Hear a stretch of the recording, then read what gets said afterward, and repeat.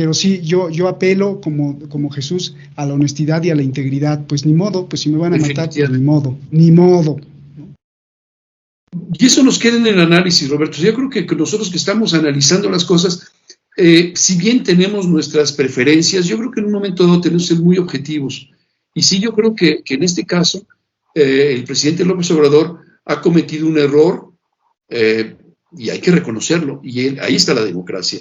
Si hay muchas cosas que ha sido muy acertado, ha cometido muchos otros errores. Y si alguien que está de su parte no se lo dice, hombres como el amigo que es infiel, que no te dice, o desleal, que no te dice cuando estás mal.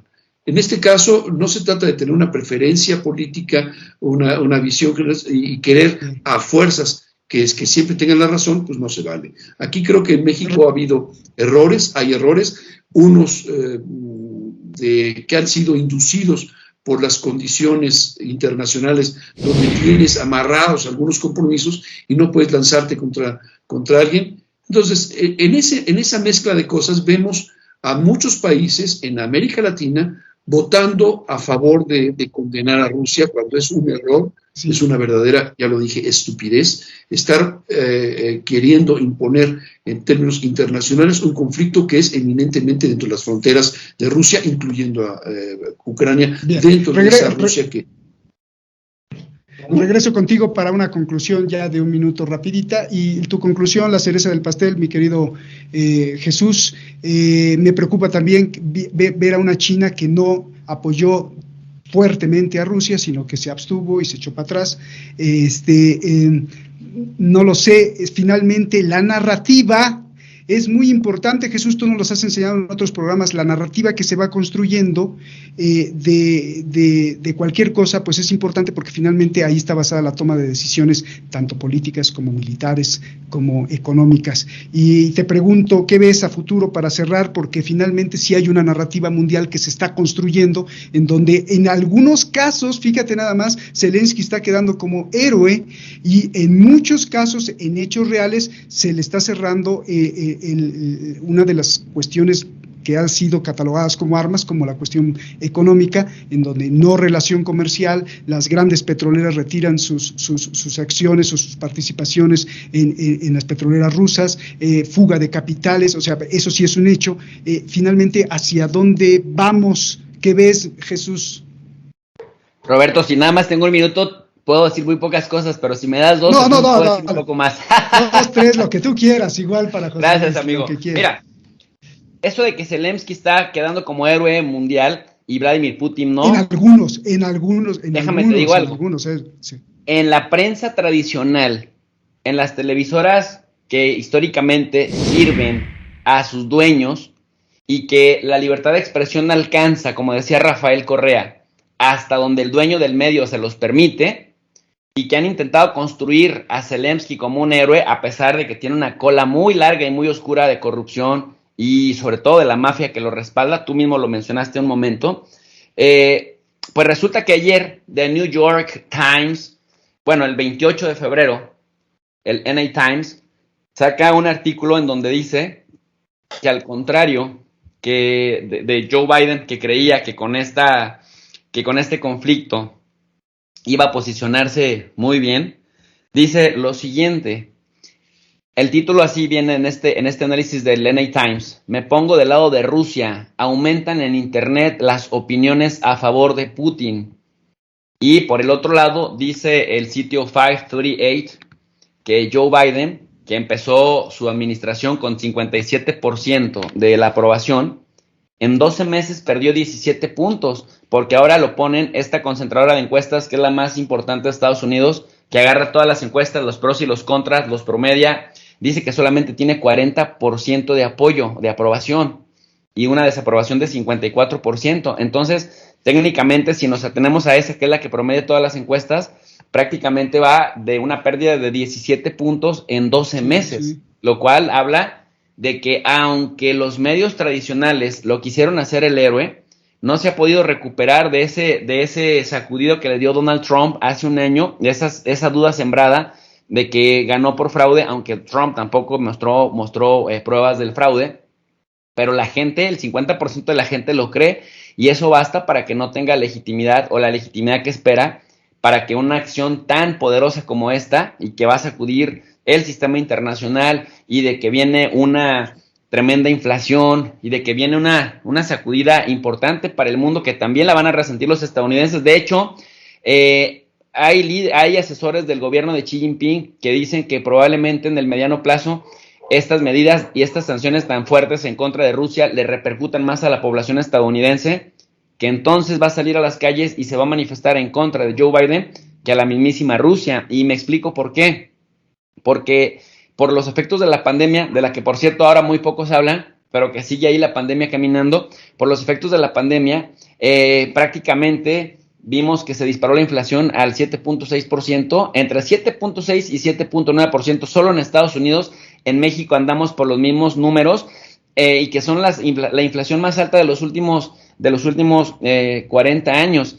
Y esto implica que el poder adquisitivo de las personas, del ciudadano de a pie, del que sale a votar en Estados Unidos y en México, pues se vea cada vez más reducido. Entonces, el pretender una guerra para, como decía George Orwell, ganar legitimidad construyendo a un enemigo común externo y justificando el desvío de recursos, porque hay que decirlo también, que una guerra, aunque solamente sea económica o solo sea comercial, y si no que le pregunten a Trump cómo salió como perro con la cola entre las patas con esta guerra que originalmente lanzó muy bravo en contra de China en 2018, que es el otro significativo en el tema comercial, pero Rusia lo es en el plano militar, y ahora pues a Joe Biden no le queda mucho, porque sabes que Joe Biden, Roberto, al único que supera en aprobación 12 meses después de haber tomado posesión del cargo es a Trump. Es decir, Trump también lanzó esta guerra comercial con China en 2018, justamente cuando tenía un año y algunos meses de haber comenzado su periodo,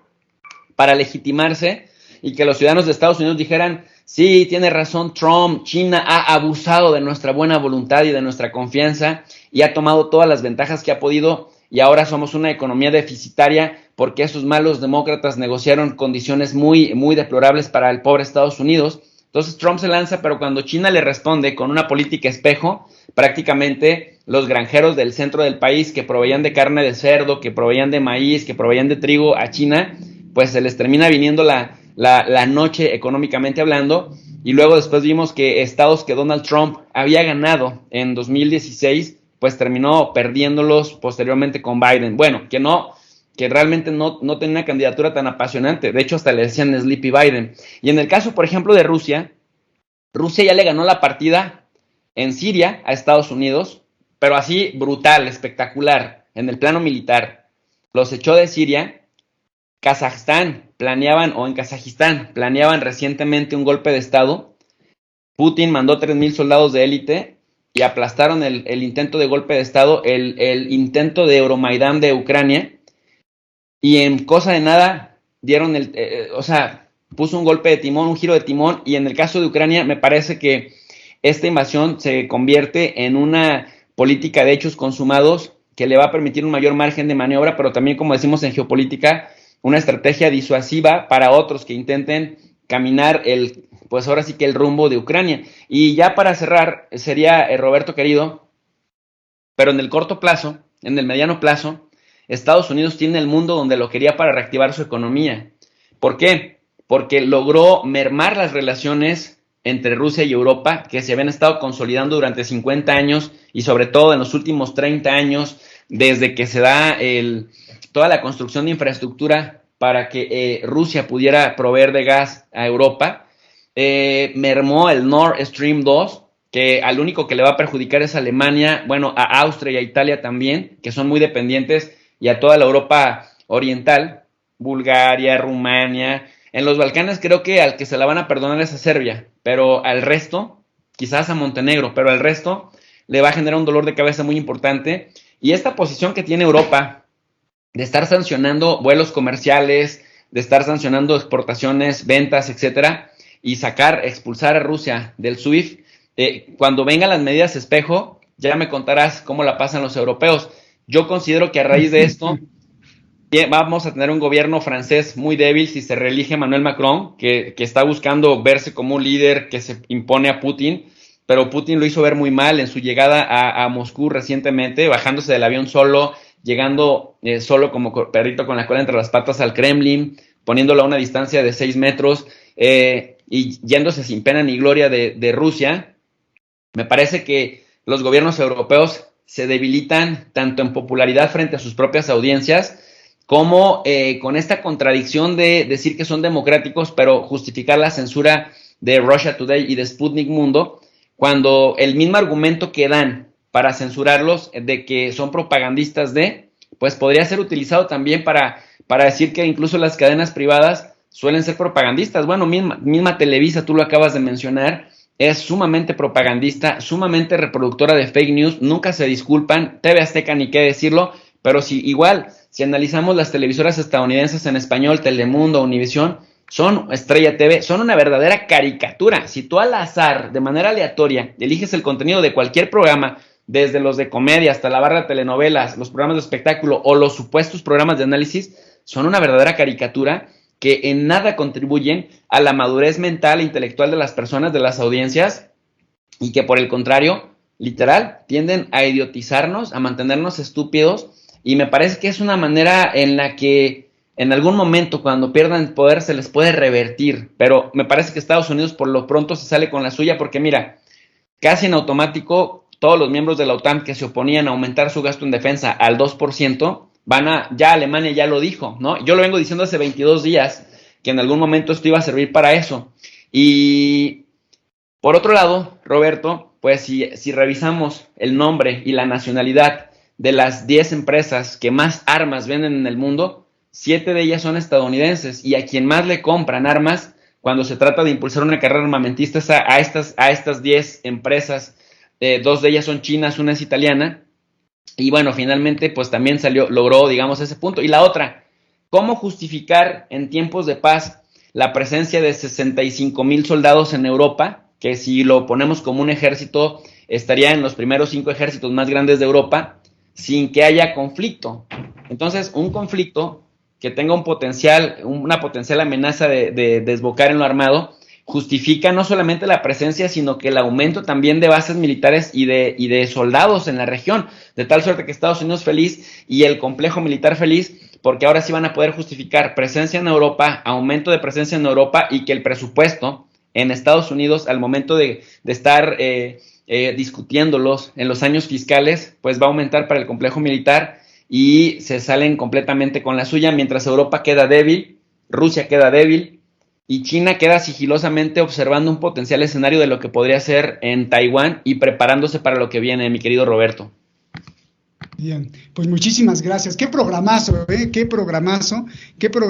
Y aderezando lo que dices, anteayer, Ursula von der Leyen, la presidenta de la Comisión Europea, dijo, es que esto es ridículo, Jesús y José Luis, dijo, Rusia la va a pagar, pero el precio de ese pago lo van a pagar ustedes, ciudadanos europeos. O sea, no puede ser, ¿no? O sea, los van a hacer, según ellos van a hacer que pague Rusia, pero los bolsillos de los ciudadanos europeos son los que les va a costar, y así los pueblos. José Luis, la cereza del pastel, tu conclusión, ¿para dónde? ¿Qué ves a corto plazo, que es muy importante? Gracias, Jesús, por esa iluminación en este aspecto geopolítico.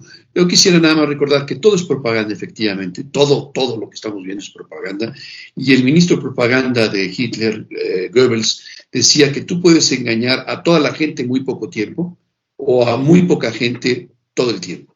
No puedes engañar a todo el mundo todo el tiempo, y es lo que está pasando. Ya la gente está hartando. Los convoyes de protesta contra las medidas ilógicas, dictatoriales de muchos países debidas a esta situación sanitaria, pues están llevando a su fin esto, y al mismo tiempo la gente en las calles está logrando revertir lo que mencioné en el principio de este estudio de psicología, que está volviendo a conectar a la gente. Nos mantuvieron separados. Fíjense lo interesante, y ahora que por las manifestaciones la gente está reuniéndose, está como que cayéndoles ahora sí la idea de realmente lo que está sucediendo. Creo que esto es muy positivo, muy interesante, y si además sumamos lo que estamos diciendo en este programa, donde nos llevaremos un par de mentadas de madre, seguramente Jesús y yo, por andar diciendo cosas que no van con la idea que tiene la mayoría, pero espero que despierten, y gracias a Roberto, que despierten, pues al menos el coraje que les dé antes de mentarnos la madre, por lo pronto que se pongan a leer, ojalá, y esto ayude, y además que abiertas ya las puertas para poderse reunir, pues la gente empiece a discutir y empiece a hablar y empiece a revertirse esas condiciones de control psicológico al que nos han sometido en la humanidad.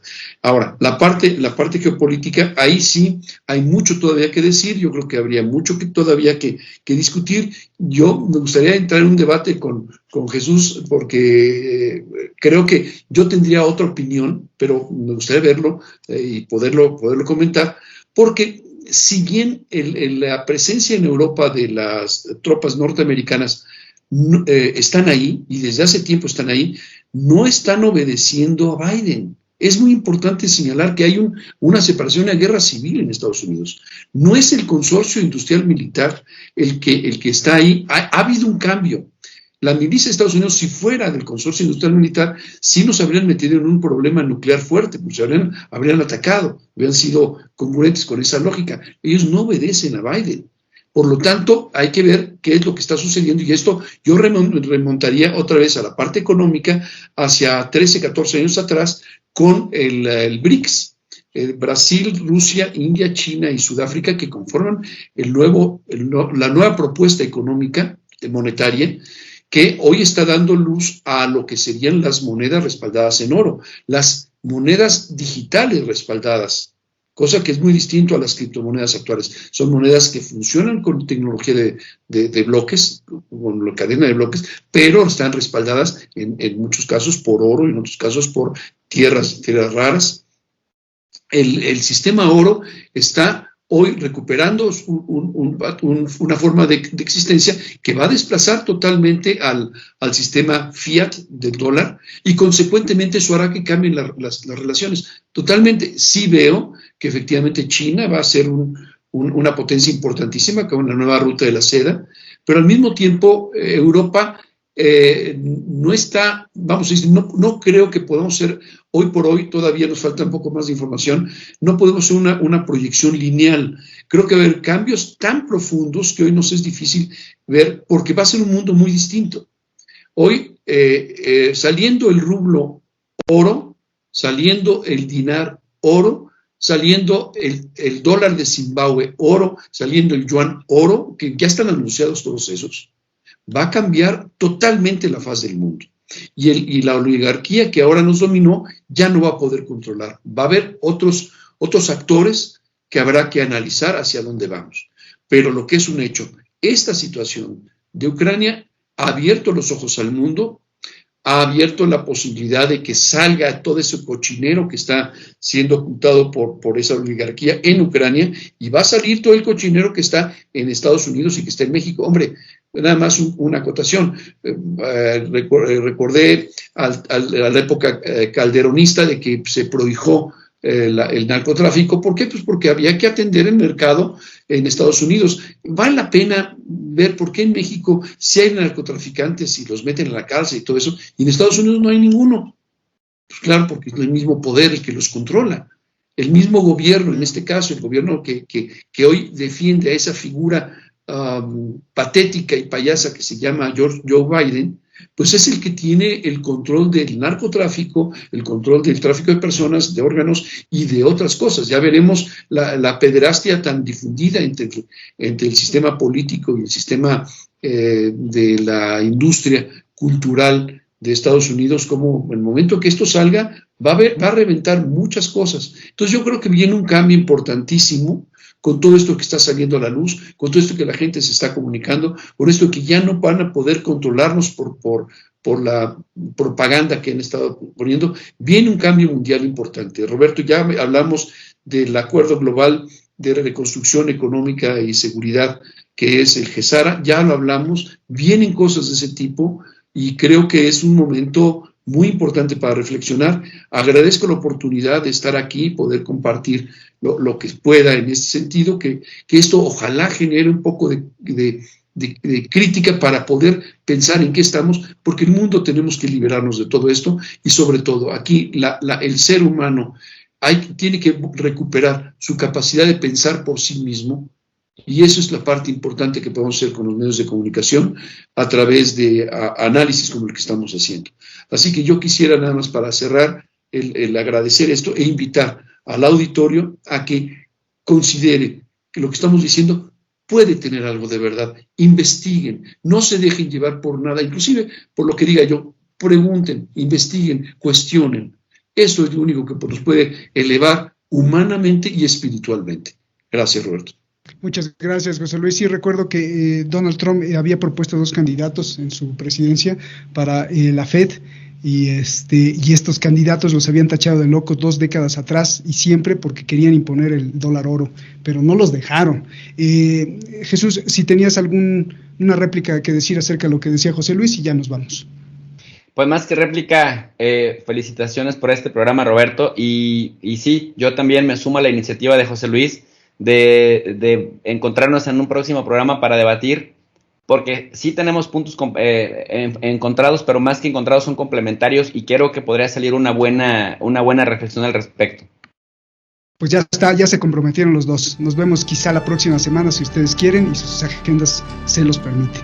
Gracias, Jesús, un abrazo gigante. Gracias, José Luis, un abrazo gigante, y gracias a ustedes por permitirnos que este choque de espadas de luz, como esgrima, ya lo he dicho antes, en el choque, fíjate qué bonito, Jesús y José Luis, que en el choque de las espadas de los esgrimadores de luz, digamos, déjenme decirlo así, esos destellos produzcan reflexión y conocimiento para todos nosotros, que aprendemos mucho de ustedes. Muchas gracias. Muchas gracias, Jesús y José Luis. Abrazos. Gracias a usted. Y hay que ir deslavando esa narrativa. Estaba viendo a algunos reporteros ahí en Europa, lamentablemente diciendo: estoy viendo niños correr de ojos azules, estoy viendo gente blanca. Esto se ve en Oriente Medio, en otros países del tercer mundo, pero aquí no. Qué terror, ¿no? Qué terror. Independientemente si sea verdad o no, las imágenes, no importa. La concepción de que hay ciudadanos en el mundo de primera y de tercera clase es también parte de lo que estamos diciendo aquí, de esa narrativa de quién impone la guerra y quién debe ganar siempre. No es así, porque pues yo creo que usted estará de acuerdo de que todos somos iguales en el sentido y en todos los sentidos de que fuimos arrojados al mundo en una igualdad de condiciones. Gracias, no condiciones económicas. Ojo, nos vemos hasta la próxima.